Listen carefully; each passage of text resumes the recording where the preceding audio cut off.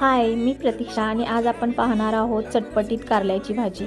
त्याच्यासाठी 3 कारली घेतलेत मी आणि ती कट करून घेऊन त्याच्यामध्ये हळद मीठ टाकून अर्धा तास ठेवले. नंतर त्यातलं पाणी काढून घेतलं. जेवढी कारली होती तेवढेच कांदे घेतलेत. फोडणीसाठी तव्यामध्ये तेल ॲड करून जिरे, मोहरी, कढीपत्ता, हिंग टाकून कांदा आणि कारलं ॲड करून घेतले. त्यामध्ये कांदा आणि कारला एकसाथच ॲड करायचा आणि लसूण वरतून कट करून ॲड करायचा आणि कारलं व्यवस्थित सॉफ्ट झाल्यानंतर त्याच्यामध्ये जे आपले सुके मसाले आहेत ते ॲड करायचे.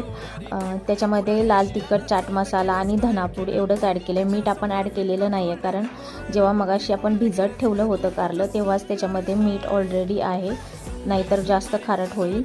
आणि एकदम भाजी तयार व्हायला 2च मिनिट असतील तेव्हा तुम्ही त्याच्यामध्ये शेंगदाण्याचं कूट आणि कोथिंबीर ॲड करा. यामध्ये कोणत्याही प्रकारचं पाणी ॲड करायचं नाही. तर झाली आपली